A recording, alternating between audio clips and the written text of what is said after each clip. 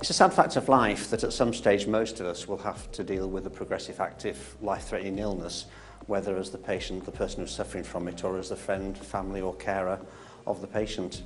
And our aim at Wakefield Hospice is to provide the best possible care for the sufferer from the illness, and also at the same time to support the family, the carers and the friends during the course of that illness and afterwards during bereavement. People's first experiences of when they walk over the threshold of a hospice are always in the most difficult of times, and mine was probably about 14 years ago when my dad was diagnosed with cancer. My dad's relationship with the hospice, I think, was cautious at first, but I think he soon found this a place of great warmth and friendship and humour, and I know my dad's last few months and weeks were enriched immeasurably by the care that is the Wakefield Hospice way.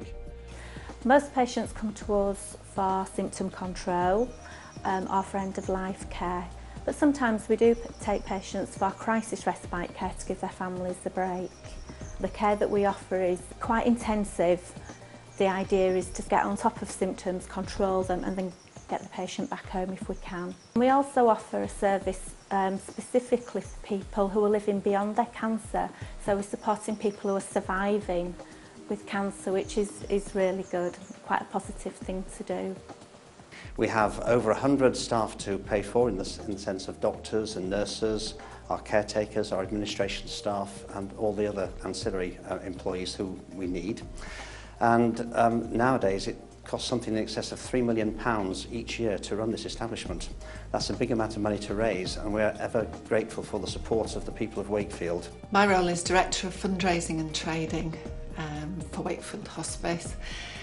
It encompasses all fundraising activities that we will do from January to December, and in addition to that I support the trading arm as well, and that encompasses 5 shops and a warehouse. So my role is very varied and 2 days are never the same. Volunteers are the biggest resource any charity ever has, and no charity, including us, could afford to manage without them. I'm local to the area and I've always seen the hospice, I've always known about the good things they do, I've always felt like I should give up my time and kind of give something back to them. I usually work on an afternoon shift, and it can start with people coming, staff and visitors wanting sandwiches or meal tickets, and operating on the till, answering the phone, showing people through, visitors through to see their relatives. I got involved first of all through fundraising, then decided to volunteer, and I do ad hoc events. We have a plethora of activities, from sporting dinners to 10k road races to abseils, craft fairs, you name it. In a calendar year we will have covered most fundraising activities that anybody could possibly think about.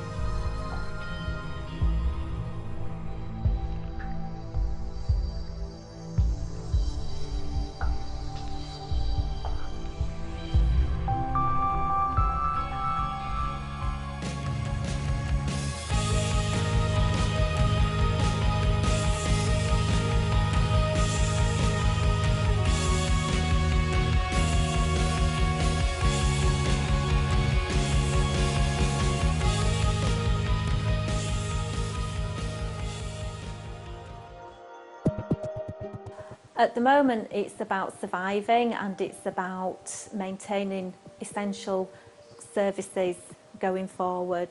It's a very difficult economic climate at the moment, and it's about managing the income that we have to maintain existing services. It's going to be very difficult to develop new services at the present time. Whilst we do receive a small contribution from the Health Authority, it is the generosity of our supporters and our sponsors who really makes us able to continue. And of course, but for the valuable work of our volunteers who give so much of their time and effort to our undertaking, our bills would be even greater. They appreciate you being here, they appreciate your help, and the volunteers, as I say, are cherished really and looked after.